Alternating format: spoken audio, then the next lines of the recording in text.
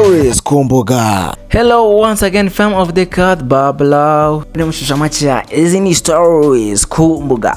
Ndi live ku rukiko rwa Kicukiro aho umunyamakuru Theogene Manirihotheogene washinze ikinyamakuru kwezi.com kinafite umuyoboro wa YouTube witwa Ukwezi TV yagejejwe imbere y'ubutabera kuri itariki 24 z'ukwezi kwa 2023. Umunyamakuru Manirihotheogene Theogene yaburana kwifungwa n'ifungurwa by'agateganyo aho nyine bagukatira iminsi 30 cyangwa se bakakurekura ukaburana uri hanze nyuma yo ku rwego rw'igihugu urw'ubugenzacyaha RIB umutaye muri yombi akurikiranyeho icyaha cya ruswa. Akurikiranywe icyaha cya ruswa. RIB yatangaje ko Manirihotheogene yafunzwe nyuma yo gufatirwa mu cyuho yakira ruswa y'500 ngo adatangaza inkuru. Umuvugizi wa RIB Dr.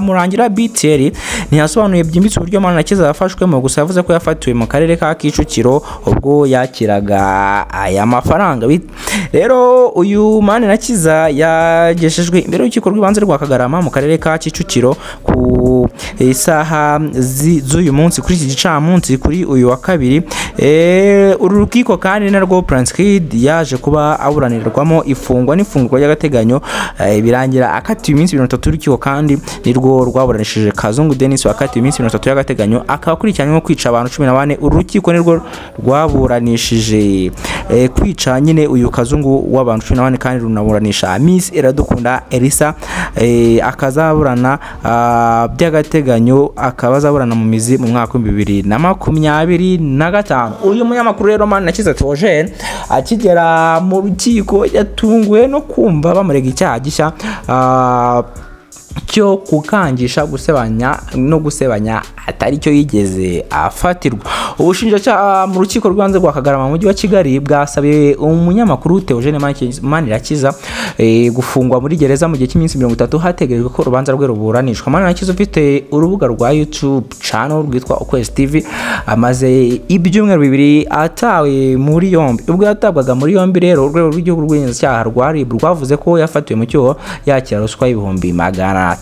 Ariko aregwa yavuze ko yatunguwe no kumva abajwe ku cyaha cyo gukanyisha gusebanya gitandukanye n'icyavugwaga ubwo yatabwaga muri yombi, kandi yatawe muri yombi avuga ko yafatiwe mu cyuho yakira ruswa. Ubushinjacyaha avuga ko uregwa yafatiwe mu cyuho amaze kwakira 500 y'amafaranga y'u Rwanda kugira ngo areke gusohora inkuru isebanya. Uyu munyamakuru we ahakana iki cyaha akavuga ko amafaranga yakiriye ari ayo yari yishyuye ashingiye ku masezerano afitanye n'umushoramari Aimable Nzizera. Ati byagenze gute mu gufatwa?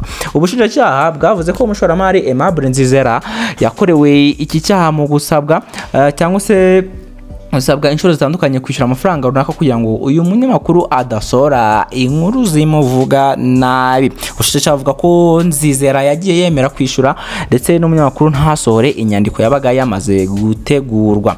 Ubwo yatabwaga muri yombi ku itariki ya 10 z'ukwezi kwakira 2023. Ubushinjacyaha avuga ko Manirihotheogene yafatanywe amafaranga 500 nk'igice cya miliyoni nk'igice cya miliyoni 2 Nzizera yemeraga kumwishyura kugira ngo umunyamakuru areke burundu ibyo kumusebya mu binyamakuru byiwe. Ubushinjacyaha ufite amasezerano Nzizera yemeye gusinya kugira ngo umunyamakuru areke ibyo kumusebya. Ubushinjacyaha avuga ko kandi ko bufite n'abatangabuhamya bashimangira ibivugwa na Nzizera. Uti rero Manirihotheogene yaje kuba yiregura gute muri uku ifungwa n'ifungurwa by'agateganyo. Yiregura Manirihotheogene yakanye icyaha cyo gutera ubwoba. Yemeye ko ubwo yafatwaga yari afite amafaranga yahawe na Nzizera ariko ko yari ubwishyu bujyanye n'ibikorwa byo kwamamaza byari mu masezerano hagati y'impande zombi. Mbere yo kumushyikiriza aya mafaranga Nzizera ngo yari yararitse abagenzacyaha bahise bamuta muri yombi. Manirihotheogene avuga ko yari afitanye amasezerano n'ikigo cy'ubucuruzi cya Nzizera hashingiwe ku masezerano ngo Nzizera yagombaga kwishyura uyu munyamakuru amafaranga 200 buri kwezi mu gihe Manirihotheogene we yagombaga kwamamaza ibikorwa. Ikibazo cyaje kuvuka ubwo Manirihotheogene yasabaga kwishyurwa ikibazo cyaje kuvuka ubwo Manirakiza yasabaga kwishyurirwa rimwe amafaranga y'umwaka wose kuko yari afite imunyezo ko ashobora kutazishyurwa. Yavuze ko byatewe nuko yari amaze kubona amakuru yuko hari abandi bagiranye amasezerano n'uyu munyemari ariko ntabishyure, bituma uyu Manirakiza amushyira ku gitutu kugira ngo ahite amwishyura amafaranga y'umwaka wose icyarimwe. Uwo munyamakuru avuga ko Nzizera yemeye ko iki gitekerezo, ariko uwo mushoramari avuga ko afite 500 iteguye kuba amuhaye mu gihe ashaka ikindi gice. Manirakiza yabwiye umucamanza ko ayariyo yafatanywe n'abagenzacyaha, avuga ko yari ayo kubahiriza amasezerano bitandukanye no kwigura nk'uko abiregwa. Ku batangabuhamya Manirakiza yavuze ko badakwiye guhabwa agaciro kuko umwe ari umuvandimwe wa Nzizera naho undi akaba inshuti ye magara. Nuko rero Manirakiza yaje kuba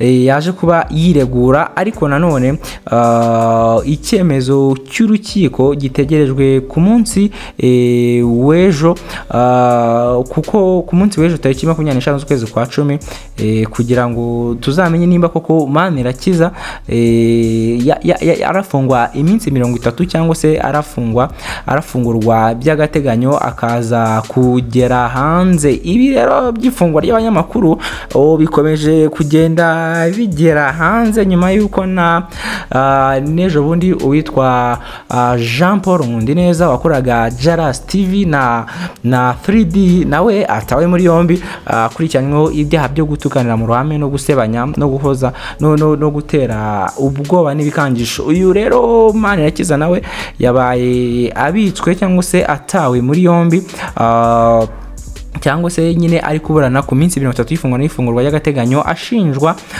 uburi yafashwe ashinjwa kwakira ruswa, none ari kuburana ku ifungwa n'ifungurwa rye yaje kuba yumva ikindi icyaha cyo gukangisha no gusebanya kandi atari byo yigeze afungirwa cyangwa se atumirizwa cyangwa se ajyanwa mu maboko ataraye nk'uko nkunze kubivuga, kuko iyo wageze muri RIB ukarara ahantu ataraho yiyubakiye, ahantu udakodesha, uburaye mu maboko atarayawe cyangwa se mu hantu hatari mu biganza byawe. Uyu rero icyemezo kiwe tugitegereje ku munsi w'ejo kugira ngo tuzarebe ikiva muri iri somwa ry'urubanza ryo Manirakiza Theogene uregwa kwakira ruswa ndetse n'icyaha cyo gukangisha gusebanya, icyaha cyo gukangisha no gusebanya kukekwa ago by the name of Shishamake ari live mu rukiko rwa Kicukiro aho Manirakiza Ukwezi TV cyangwa shinje ikinyamakuru ukwezi.com yaburanaga kwifungwa n'ifungurwa ry'agateganyo. Urubanza cyangwa se somwa ry'urubanza cyangwa se icyemezo kikaba kizasomwa ku munsi w'ejo tariki 25 z'ukwezi kwa 10. Kubarakero kuba muri kumwe natwe kugira ngo izo story zose ziba zigenda zitambuka hano zizagende zibageraho gatanu ku kandi komeze mukore like, share and subscribe, munagende mukore follow kuri account zanjye zose arizo Instagram, Twitter and TikTok ariho mweresha Shishamake. Hasta la vista, dukomeze tubane mu zindi stories zigenda zikurikira ku mbuga.